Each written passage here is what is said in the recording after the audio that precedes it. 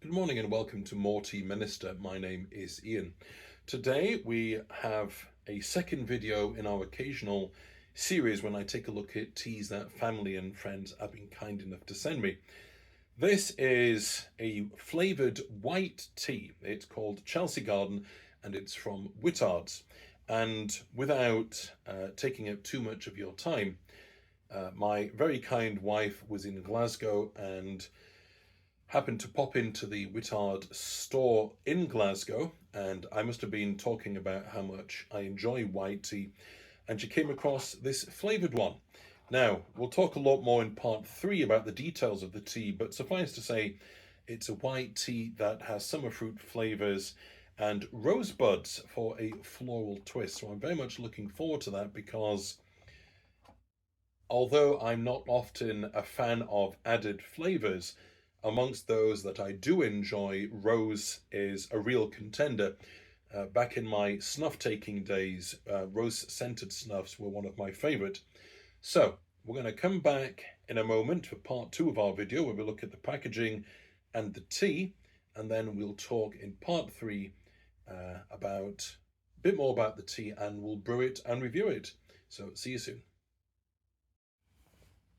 Hello again, welcome to part 2. We're taking a quick look at the packaging for Whittard's Chelsea Garden.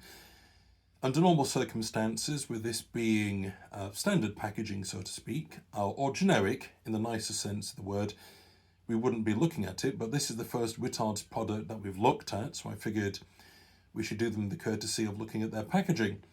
I do like the colour scheme aesthetic, black and dark grey and silver, on a sort of silvered grey background. So I do like the way that this flower here, this flower design, is etched out in a kind of silver on the grey background. I'm going to zoom in a little and we'll just take a look at the packaging a little more easily now that we can actually see it. So, starting at the top, we've got Whittard's logo, and the details are Whittard Chelsea 1886. As I move this up, you'll be able to see the floral, or certainly the foliage details. And then we have Chelsea Garden white tea with flavourings, a white tea with flavours of sweet summer fruits and rosebuds for a floral twist. It's loose leaf tea, and we have details there of the weight. If I turn it over, there is an interesting detail. You can see there just for a second how that silvered foliage motif is carrying on. If I turn it over, what's interesting here is that the recommended brewing parameters are for those of black tea. So we're looking at 98 degrees, 200 mils of water for 1 teaspoon for 3 to 5 minutes. That's quite hot for white tea, so I'd be very interested to see how this comes out. And then if we turn it over onto its side, there's a little more details there about the history of Whittard. So let's take it back to the front and then we'll take a look at the tea inside. So here we are taking a look at the product within the packaging. I should point out that the inner packaging is a cellophane packaging, and the tea was packaged in an atmosphere of some kind. Taking a look at the tea itself, you can see that there's predominantly green. There was 1 or 2 more oxidized pieces, but it is white tea, so it's expected that there would be largely green. The tea leaves themselves, they're not so far broken up to be fannings or dust or anything of that sort, but the pieces are relatively small. There are some tea buds in there as well. Some of the paler bits that we'll be able to see are in fact silver needles, I would say. You'll also notice right in the middle there's a rosebud, and it's quite soft to the touch, so it's dried out, but it's not sort of immediately crumbling. And it's a fairly harmonious smell from the whole product. I can pick up a faint hint of the rose along with any other flavourings that are added. But we'll talk about that in more detail in a moment. That is the tea and the packaging. On to part 3. Hello again, welcome to part 3 of our video, our review of Whittard Chelsea Garden. A reminder that it is a white tea flavoured with rosebuds and a summer fruit flavouring. I thought I would try a wee experiment rather than messing around with the teapot. I have, appropriately enough, a gifted insulated cup and brewer that holds about 400 mils of water, and I thought I might try to brew the tea in this, and then all I had to do was take out the strainer that comes with it. So let's take a look at the tea. It's a dark bronze, almost an amber colour. And let's take a smell, then we'll take a step back, look at the brewing parameters, and find out a bit more about the tea. It's a very harmonious flavouring and overall flavour profile. There's a slight floral quality, which I'm going to assume is the rosebuds, and whatever flavouring has been added to give the summer fruits quality. It's pretty intense, but it's not overdone, and the two go very well together.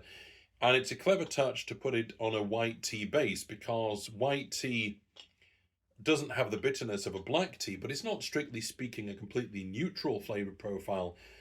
It's sweet, and it has that innate kind of herbal freshness to it from white tea. Speaking of which, Whittard point out that the base for the tea, the white tea, is a white peony grade Chinese tea. Now that doesn't surprise me, given there were some relatively large fragments within the packaging, and I suspect, and they weren't uniform, so it doesn't look as if the tea's been deliberately kind of chopped up prior to plucking it or drying it and processing it as white tea. I think it's simply the hazards of transportation. The brewing parameters, on the packaging it's for black tea, so that was 98 degrees centigrade. I've taken that down to 95 because my kettle can be adjusted to 95 between 3 to 5 minutes, so I've taken that to be 4 minutes, and 200 mils per teaspoon of tea, so that came out as 2 grams per 250 mils. So adjusted for the 400 volumes in here, but 400 mil volume of this brewing cup, but there you have it. And one of the reasons for the intense colour of the tea is that a very, very long steeping time, especially for such a high temperature. But I'd be intrigued to know whether that contributes something to the flavour profile, or whether it's something that we could adjust for with a lower temperature and certainly a lower steeping time. My glasses are steaming up.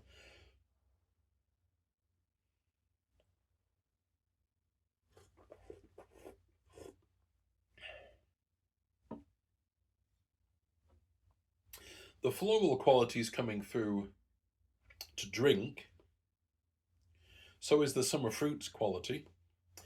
There's a slightly perfumey note to it, which I think is quite necessary because it's such an intense summer fruit that with it, it's very well balanced. Without that floral quality, you'd be running the risk of it becoming almost bubblegummy. But it comes across as very nicely balanced and a nice flavour profile. Interestingly, it doesn't linger on the palate too much, by which I mean it feels perfectly natural. For considering how long that's been steeped, they obviously haven't soused the tea in the flavouring, so that's a judicious application as well. It's an interesting one in that for a flavoured tea, for a fruity tea, the scent matches the taste. Very often fruit teas or fruit flavoured teas can be a little disappointing because there's so much scent, but it doesn't come through on the taste. This does. It's very well matched in that respect. Let's try another sip. I do have to blow it a lot because this won't cool down very quickly.